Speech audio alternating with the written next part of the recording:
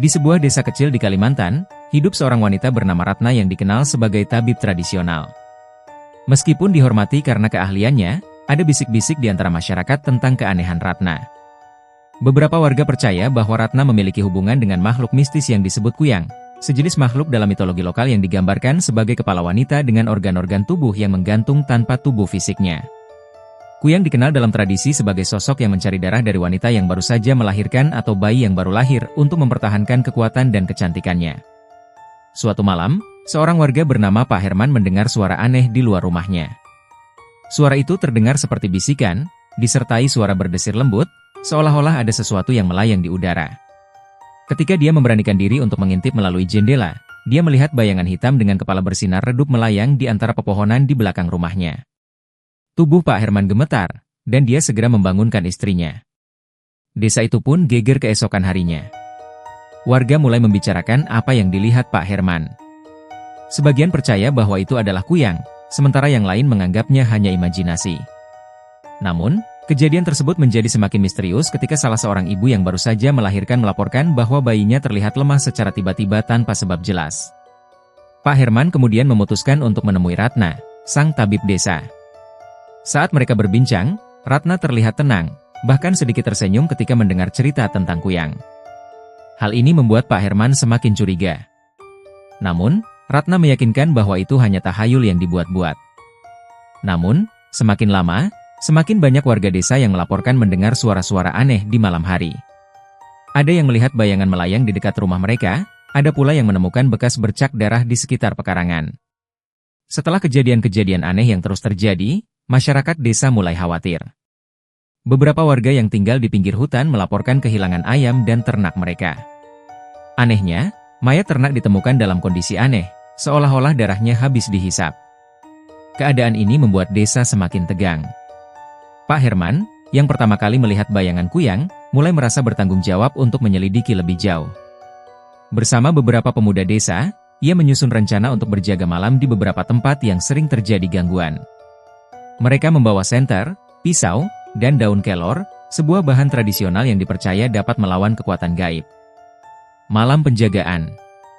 Malam itu, bulan bersinar terang. Suasana desa hening, hanya terdengar suara jangkrik di kejauhan. Pak Herman dan kelompoknya membagi tugas. Sebagian berjaga di sekitar rumah ibu-ibu yang baru melahirkan, sementara yang lain mengintai di sekitar hutan. Sekitar tengah malam, suara aneh mulai terdengar. Ada desiran angin yang tidak wajar, disertai suara seperti rintihan lembut. Salah satu pemuda, Doni, melihat bayangan melayang di atas pohon besar di pinggir desa. Ia segera memberi tanda ke Pak Herman. Ketika mereka mendekat, bayangan itu semakin jelas. Terlihat sebuah kepala wanita dengan rambut panjang, wajah pucat, dan organ-organ tubuh yang menggantung. Mata makhluk itu bersinar merah, seolah-olah menyadari kehadiran mereka. Kuyang, teriak Doni. Makhluk itu mendesis dan bergerak cepat, melayang menuju hutan. Pak Herman dan kelompoknya mengejar, tetapi tiba-tiba makhluk itu menghilang di balik pepohonan. Mereka hanya menemukan bercak darah di tanah dan aroma anyir yang menyengat. Kecurigaan terhadap Ratna. Keesokan harinya, berita tentang pertemuan dengan kuyang menyebar luas. Warga mulai mencurigai Ratna. Mereka mengingat bagaimana tabib itu selalu menghindari keramaian dan tidak pernah terlihat di malam hari. Beberapa warga bahkan mengaku pernah melihat Ratna keluar rumah di malam gelap, tanpa tujuan yang jelas. Pak Herman memutuskan untuk mendatangi Ratna lagi, kali ini bersama kepala desa dan beberapa tokoh masyarakat. Mereka ingin meminta penjelasan langsung. Namun, ketika mereka tiba di rumah Ratna, suasana terasa aneh. Rumah itu gelap, pintunya setengah terbuka, dan tidak ada suara sama sekali dari dalam. Ketika mereka masuk, Ratna tidak ada di sana. Mereka hanya menemukan kain panjang yang berlumuran darah di sudut ruangan. Di dinding, mereka menemukan sesuatu yang mengejutkan. Sebuah jimat tua tergantung dengan tulisan-tulisan kuno yang sulit dibaca. Kepala desa yang sedikit memahami simbol-simbol tradisional segera menyadari bahwa itu adalah jimat ilmu hitam. Setelah penemuan jimat dan kain berdarah di rumah Ratna, masyarakat desa menjadi semakin yakin bahwa Ratna memiliki hubungan dengan kuyang.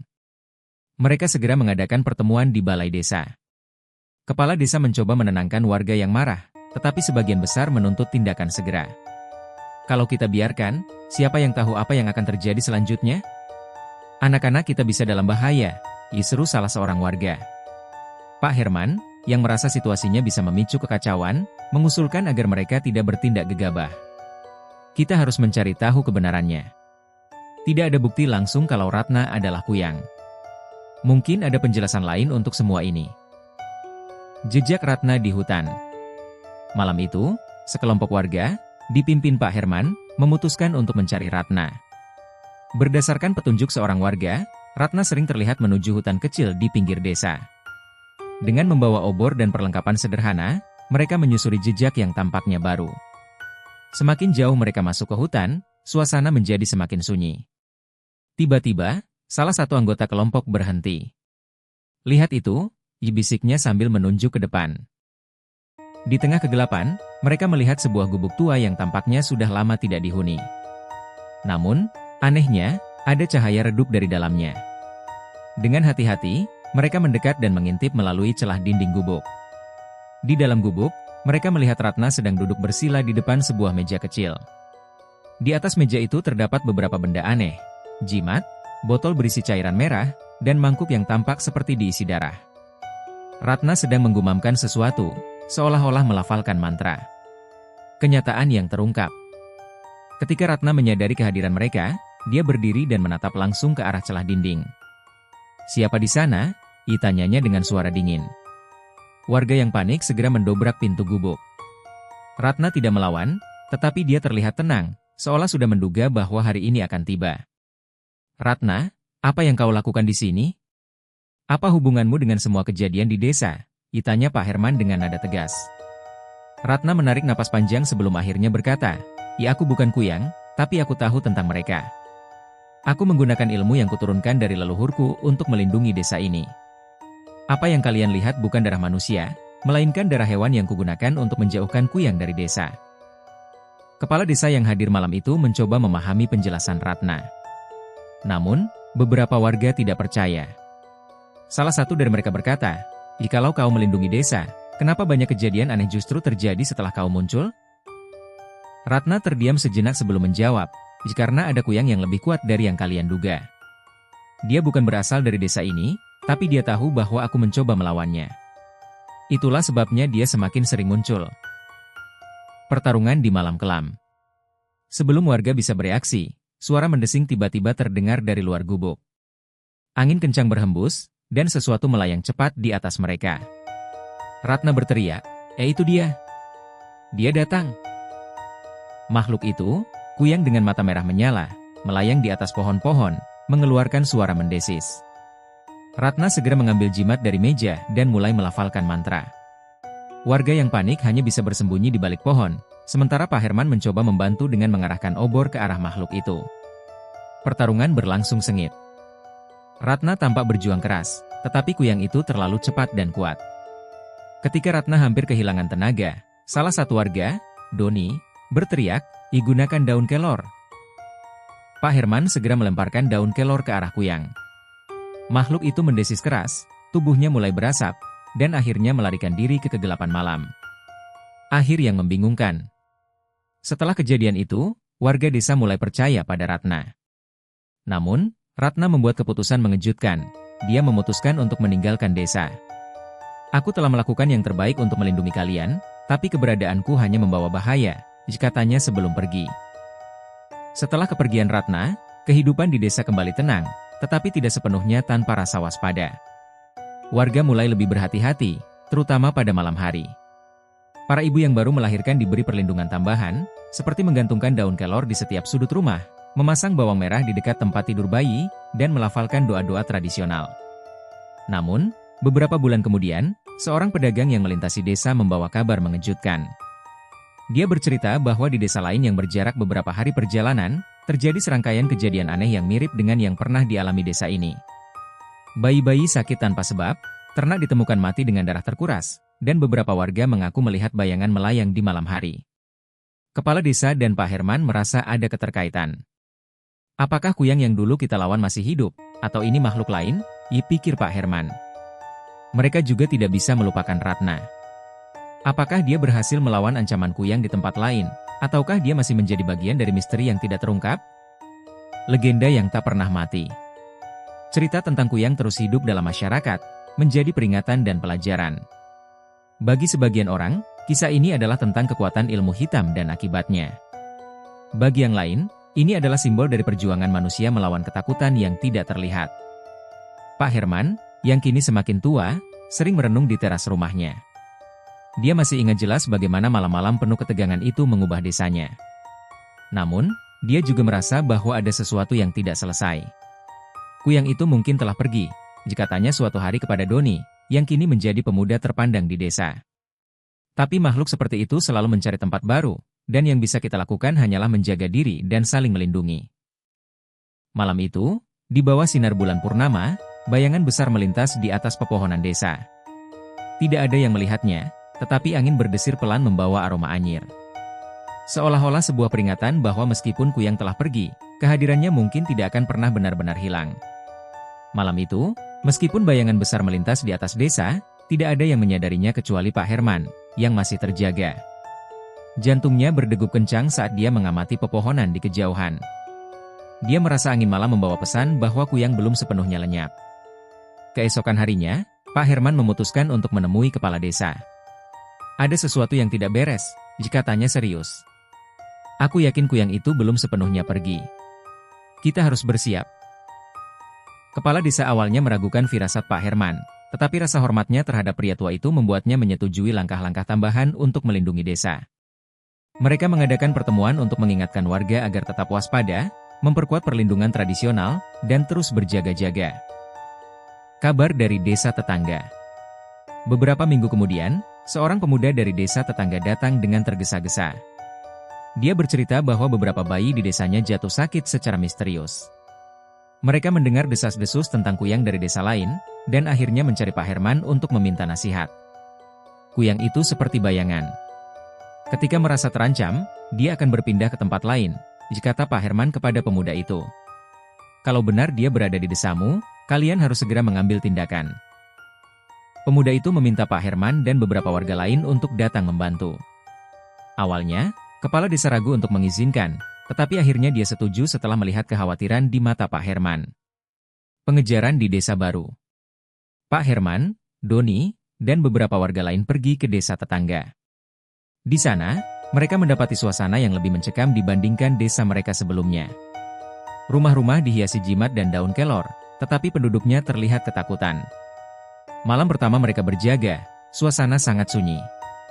Namun, sekitar tengah malam, terdengar suara desisan lembut di udara. Doni, yang membawa obor, melihat bayangan melayang di atas sebuah pohon besar di dekat rumah seorang ibu yang baru melahirkan. Kuyang itu di sini, seru Doni. Dengan cepat, mereka mengejar makhluk itu, tetapi Kuyang itu sangat cepat dan licin. Ratna tidak lagi ada untuk membantu mereka, dan kali ini mereka harus mengandalkan keberanian dan perlindungan tradisional. Pertarungan terakhir. Di tengah pengejaran, Kuyang itu berhenti di atas sebuah batu besar, memandang mereka dengan mata merah menyala. Pak Herman menyadari bahwa ini adalah momen krusial. Dengan keberanian yang luar biasa, dia mendekati makhluk itu sambil memegang daun kelor dan menyiramkan air suci ke arahnya. Kuyang itu menjerit keras, tubuhnya mulai mengeluarkan asap, dan perlahan-lahan menghilang ke dalam kegelapan malam. Warga desa yang melihat kejadian itu merasa lega, tetapi juga waspada, karena mereka tahu Kuyang itu bisa kembali kapan saja. Akhir yang masih misteri. Setelah kejadian itu, desa kembali damai untuk sementara waktu. Namun, baik Pak Herman maupun Doni tahu bahwa ancaman Kuyang tidak pernah benar-benar hilang. Kuyang itu seperti bayangan dalam kegelapan. Selama ada ketakutan, dia akan selalu mencari celah untuk kembali, kata Pak Herman suatu malam. Legenda Kuyang terus hidup di kedua desa, menjadi pengingat bahwa kekuatan jahat hanya bisa dilawan dengan keberanian, kebersamaan, dan doa. Namun, di sudut desa yang gelap, ada yang percaya bahwa Kuyang sedang bersembunyi, menunggu saat yang tepat untuk kembali. Pertempuran yang tak terelakkan. Ketika Sari menyelesaikan ritualnya, Kuyang itu melayang di udara, mengeluarkan desisan keras, seolah siap untuk diperintah. Namun, sebelum makhluk itu bisa melakukan apapun, Pak Herman dan Doni melangkah keluar dari persembunyian mereka. Sari, apa yang kau lakukan ini harus dihentikan sekarang, teriak Pak Herman. Sari tersenyum tipis, matanya berkilat dingin. Kalian tidak mengerti. Kuyang ini adalah pelindungku. Dia tidak akan menyakitiku, tapi dia akan menghancurkan siapa saja yang menghalangi jalanku. Tanpa peringatan, kuyang itu melesat ke arah mereka. Doni dan Pak Herman berusaha melindungi diri dengan obor dan daun kelor, tetapi kuyang itu jauh lebih kuat daripada yang pernah mereka hadapi sebelumnya. Pak Herman, dengan keberanian yang luar biasa, mendekati Sari dan mencoba mengganggu konsentrasinya. Dia melemparkan segenggam daun kelor ke arah Sari, membuat wanita itu tersentak mundur.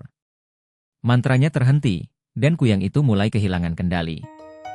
Dalam kekacauan itu, Doni memanfaatkan kesempatan untuk menyiramkan air suci ke arah kuyang. Makhluk itu melolong kesakitan, tubuhnya berasap, dan akhirnya meledak menjadi abu di udara. Akhir yang pahit. Sari jatuh terduduk, kelelahan. Pak Herman mendekatinya dan bertanya, kenapa kau melakukan ini?" Sari menunduk, air matanya mengalir. "Aku hanya ingin melindungi diriku. Di desaku yang lama, aku pernah diserang oleh kuyang, dan aku belajar ilmu ini untuk mengendalikannya. Tapi aku kehilangan kendali." Pak Herman menghela napas. Kekuatan seperti ini tidak seharusnya digunakan, apapun alasannya. Sari setuju untuk meninggalkan desa, membawa semua ilmu hitamnya pergi jauh. Warga desa kembali tenang, tetapi mereka tahu bahwa kuyang adalah ancaman yang tidak pernah benar-benar hilang. Akhir yang tidak pernah benar-benar usai. Pak Herman, yang kini telah menjadi legenda hidup, sering mengingat malam-malam kelam itu. Baginya, kuyang adalah pengingat bahwa kegelapan bisa datang dari mana saja, bahkan dari mereka yang niatnya awalnya baik. Desa kembali tenang, tetapi di suatu tempat di kejauhan, mungkin ada makhluk seperti kuyang yang sedang menunggu, mencari peluang untuk kembali ke dunia manusia. Tamat. Bayangan baru, kebangkitan kuyang.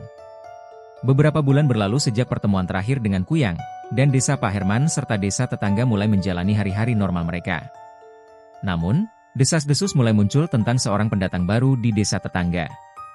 Pendatang itu adalah seorang wanita bernama Sari, yang katanya datang dari jauh dan mencari tempat tinggal baru.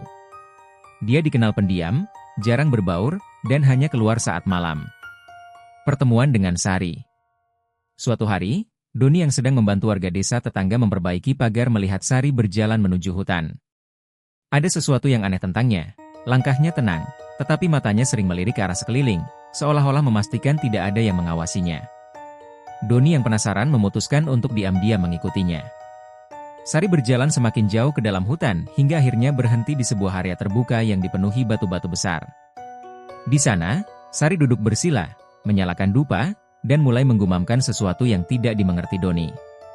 Namun, ketika Doni mencoba mendekat, dia tidak sengaja menginjak ranting kering. Sari menoleh cepat ke arah sumber suara, dan saat itu Doni melihat sesuatu yang membuat darahnya membeku. Mata Sari bersinar merah, seperti kuyang yang pernah dia lihat sebelumnya. Doni berlari kembali ke desa dan segera melaporkan apa yang dia lihat kepada Pak Herman dan kepala desa tetangga. "Sari bukan orang biasa. Aku yakin dia ada hubungannya dengan kuyang yang selama ini kita lawan," kata Doni dengan napas tersengal-sengal. Rencana penyelidikan. Pak Herman, meskipun sudah tua, memutuskan untuk menyelidiki lebih jauh. Dia mengumpulkan beberapa warga dan mengatur rencana untuk mengawasi Sari lebih dekat. Mereka bergiliran berjaga di malam hari, memerhatikan gerak-gerik wanita itu. Malam pertama pengawasan berjalan tanpa kejadian berarti, tetapi pada malam kedua, mereka melihat Sari keluar dari rumahnya dan menuju ke arah hutan lagi. Kali ini, dia membawa sesuatu yang dibungkus kain. Pak Herman dan Doni mengikuti dari kejauhan. Ketika Sari sampai di hutan, mereka melihatnya membuka bungkusan itu. Di dalamnya terdapat seikat daun kelor yang telah layu dan sebuah mangkuk kecil berisi cairan merah. Sari mulai melafalkan mantra, dan tiba-tiba angin kencang berhembus di sekitar mereka. Dari balik pepohonan, suara desisan terdengar, dan sebuah bayangan melayang mendekat ke arah Sari. Itu adalah kuyang, atau mungkin yang lain dari jenisnya. Kebenaran yang terungkap. Pak Herman segera menyadari apa yang sedang terjadi. Sari bukan kuyang, katanya dengan suara pelan. Dia pemanggil. Dia memanggil kuyang untuk menaatinya. Doni hampir tidak percaya dengan apa yang dia dengar. Jadi dia memanfaatkan kuyang untuk sesuatu? Tanyanya. Pak Herman mengangguk. Mungkin dia sedang memperkuat dirinya atau mencari balas dendam. Apapun alasannya, ini lebih berbahaya dari yang kita duga.